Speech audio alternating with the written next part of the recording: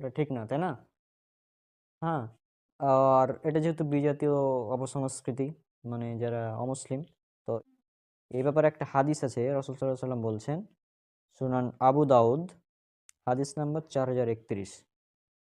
তো এখানে হাদিসটা এভাবে আছে যে, ইবনু উমর রাদিয়াল্লাহু আনহু সূত্রে বর্ণিত, তিনি বলেন, রাসূলুল্লাহ সাল্লাল্লাহু আলাইহি ওয়াসাল্লাম বলেছেন, যে ব্যক্তি বিজাতির সাদৃশ্য অবলম্বন করে সে তাদের দলভুক্ত গণ্য হবে। এখন বিজাতির সাদৃশ্য অবলম্বন করে যদি তাদের অন্তর্ভুক্ত হও, আর আমরা যেহেতু মুসলিম, আর আমাদের বিশ্বাস অনুযায়ী কি মুসলিম বাদে সবাই জাহান্নামে যাবে। হ্যাঁ, যারা কাফের অমুসলিম তারা সবাই জাহান্নামী। তো সেই হিসেবে যদি জাহান্নামীদের অনুসরণ করি, তাহলে কি অবস্থা হবে তুমি একবার চিন্তা করো শুধু। কথার কথা, ফেরাউন নাম শুনেছো? হ্যাঁ, চিনি। এখন ফেরাউন, তোমার কিয়ামতে যদি তুমি দেখো যে তোমার পাশে ফেরাউন, তারপর এক পাশে নমরুদ দাঁড়িয়ে আছে, তুমি কি তার সঙ্গে জাহান্নামে যেতে চাও? না, যেতে চাই না।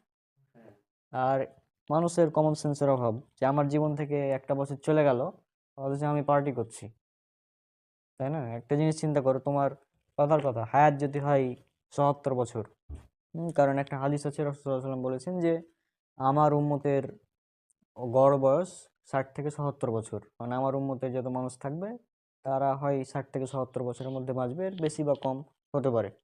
তারপর এটা তিনি বলে দিয়েছেন এরকম। তো যদি ৭০ বছর ধরে নিই, তা যদি, যেহেতু কাল হ্যাপি নিউ ইয়ার বলছে পরশুদিন, তা আমার জীবন থেকে তো একটা বছর চলে গেল আরো, অথচ আমি পার্টি করছি। মানে বিষয়টা হচ্ছে যে আমার একটা জিনিস হারিয়ে গেছে, আর আমি পার্টি করছি। কথার কথা আমার মোবাইল, হ্যাঁ, মোবাইলটা হারিয়ে গেল। এখন তুমি বলছো যে ভাইয়া তোমার মোবাইল হারিয়ে গেছে, তো এখন পার্টি করি। হ্যাঁ, ব্যাপারটা ফানি হয়ে যাবে না?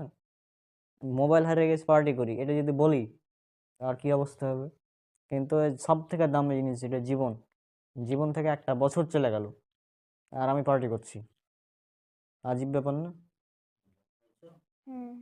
যেহেতু এটা অমুসলিমদের কালচার, অমুসলিমদের নিয়ম রীতি, তো আমাদের সেদিকে না যাওয়া ভালো। হ্যাঁ, আশা করছি বিষয়টা তুমি বুঝতে পেরেছো যে 31st নাইট এটা সম্পূর্ণ অমুসলিমদের সিস্টেম, আমাদের এখানে যাওয়ার কোনো প্রয়োজন নেই।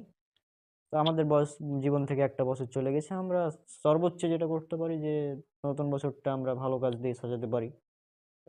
নতুন একটা বছর আসছে, সে বছরটা আমরা বেশি বেশি ইবাদত করব, সঠিক ইবাদত করব। বেশি ইবাদত করলে কিন্তু হবে না, সঠিক ইবাদত করতে হবে, কোরআন সুন্নাহ ভিত্তিক। তো এইগুলো আমরা করতে পারি। আশা করছি বুঝেছো। আর পার্টি ক্যান্সেল করে